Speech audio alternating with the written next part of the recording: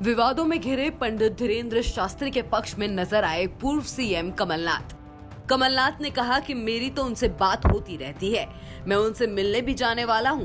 वहीं धीरेन्द्र शास्त्री के देश के हिंदू राष्ट्र बनाने की मांग को लेकर कमलनाथ ने बयान दिया कि सबके अपने अपने विचार हैं, लेकिन अगर भारत को एक झंडे के नीचे रहना है तो बहुत बड़ी आवश्यकता है कि हम भारत की संस्कृति और भारत के संविधान का मिलकर पालन करें। चर्चाओं में है और अंधविश्वास लेकर तमाम आरोप भी कहीं ना कहीं सर हिंदू राष्ट्र बनाने की मांग कर रहे हो। नागेश्वर धाम से मेरी कल ही बात हुई। मेरा प्रोग्राम बना था वहाँ जाने के लिए, पर जो डेट मैं दे रहा था, जो डेट उनकी थी, वो कहीं दौरे में निकल गए। तो मेरी तो कल ही उनसे बात हुई। वो हिंदू राष्ट्र और होती रहती है। सर देखिए, बात ये है, जो हमारे धार्मिक लोग हैं वो अपने धर्म की बात करें, धर्म की बात करें, इसमें कोई खराबी नहीं है। मैं भी चाहता हूँ वो धर्म की बात करें।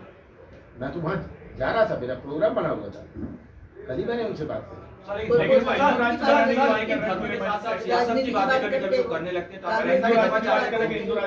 सियासत में भी आना चाहिए।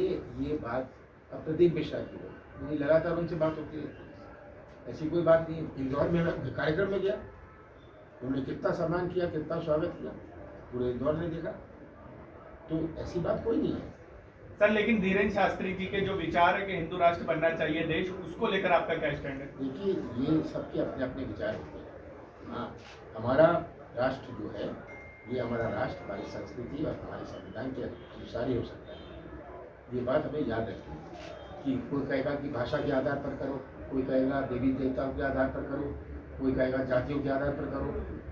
तो अगर अपने देश को एक झंडे के नीचे रहना है, बहुत बड़ी आवश्यकता है कि हम उस भारत की संस्कृति और भारत के संविधान का हम पालन करें। बागेश्वर धाम सरकार के नाम से विख्यात धीरेन्द्र कृष्ण शास्त्री ने महाराष्ट्र के नागपुर में पिछले दिनों श्री रामचरित्र चर्चा का वाचन किया था। वहीं की अंधश्रद्धा उन्मूलन समिति ने कथावाचक शास्त्री पर जादू टोने और अंधश्रद्धा फैलाने का आरोप लगाया था। दावा किया गया है कि अंधश्रद्धा उन्मूलन समिति की वजह से 2 दिन पहले ही यानी 11 जनवरी को धीरेन्द्र शास्त्री की कथा संपन्न हो गई, जिसके बाद धीरेन्द्र शास्त्री ने इस पर सफाई देकर रायपुर आने का चैलेंज भी दिया था। ब्यूरो रिपोर्ट MP तक।